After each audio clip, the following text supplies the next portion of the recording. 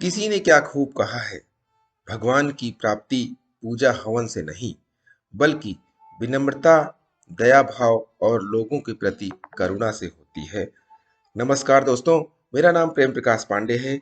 आज अपने चैनल पर एक नई बेहतरीन मोटिवेशनल स्टोरी लेकर के आया हूँ, जिसके जरिए हम जानेंगे कि भगवान की प्राप्ति किसे होती है। तो चलिए, चैनल को सब्सक्राइब नहीं किया, सब्सक्राइब कर लीजिए और सुनते हैं यह बेहतरीन स्टोरी। एक राजा था, वह बहुत न्यायप्रिय था, प्रजा वात्सल्य एवं धार्मिक स्वभाव का था। वह नित्य अपने इष्ट देव की बड़ी श्रद्धा से पूजा पाठ किया करता था। एक दिन इष्ट देव ने प्रसन्न होकर उसे दर्शन दिए तथा कहा, राजन, मैं तुमसे बहुत प्रसन्न हूँ, बोलो तुम्हारी कोई इच्छा है?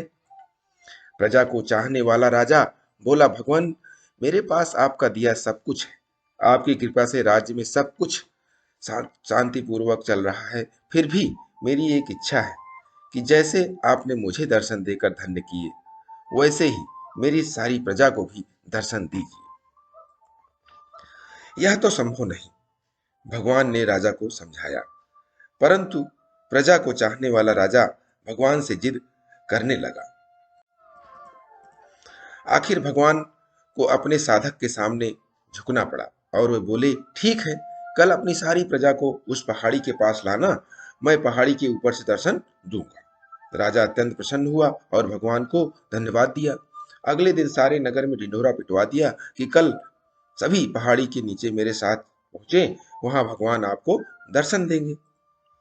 दूसरे दिन राजा अपने समस्त प्रजा और स्वजनों को साथ लेकर पहाड़ी की ओर चलने लगा। चलते चलते रास्ते में एक स्थान पर तांबे के सिक्कों का पहाड़ दिखा। प्रजा में से कुछ एक उस ओर भागने लगे। तभी ज्ञानी राजा ने सबको सतर्क किया कि कोई उस ओर ध्यान न दे, क्योंकि तुम सब भगवान से मिलने जा रहे हो। इन तांबे के सिक्कों के पीछे अपने भाग्य को लात मत मारो। परंतु लोभ लालच में वशीभूत कुछ एक प्रजा तांबे के सिक्कों वाली पहाड़ी की ओर भाग गई और सिक्कों की गठरी बनाकर अपने घर की ओर चलने लगे। और वे मन ही मन सोच रहे थे कि पहले ये सिक्कों को समेट लें, भगवान तो फिर कभी मिल लेंगे, और पता नहीं वहां पर भगवान है भी कि नहीं। राजा खिन्न मन से आगे बढ़े।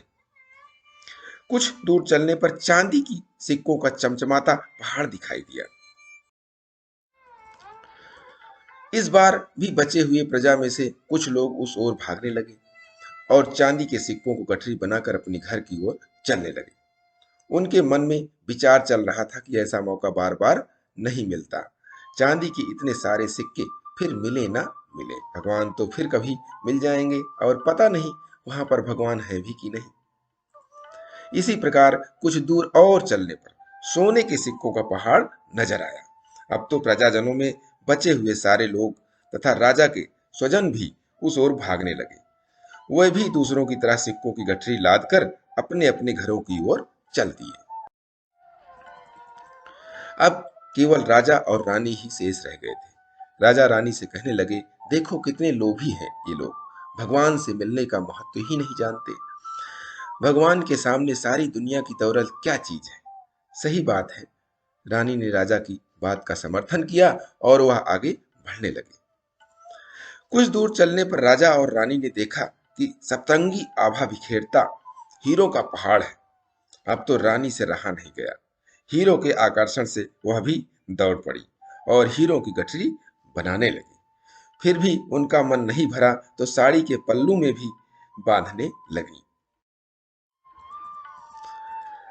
वजन के कारण रानी के वस्त्र देह से अलग हो गए, परंतु हीरो की तृष्णा अभी भी नहीं मिटी। वह देख राजा को अत्यंत ग्लानि और विरक्ति हुई। बड़े दुखद मन से राजा अकेले ही आगे बढ़ते गए। वहां सचमुच भगवान खड़े उनका इंतजार कर रहे थे। राजा को देखते ही भगवान मुस्कुराए और पूछे, कहाँ है तुम्हारी प्रजा और तुम्हारे प्रियजन? मैं तो कब से उनसे मिलने के लिए बेकरारी से उनका इंतजार कर रहा हूँ। राजा ने शर्म और आत्मग्लानि से अपना सर झुका दिया। तब भगवान ने राजा को समझाया, राजन, जो लोग भौतिक सांसारिक प्राप्ति को मुझसे अधिक मानते हैं, उन्हें कदाचित मेरी प्राप्ति नहीं होती है।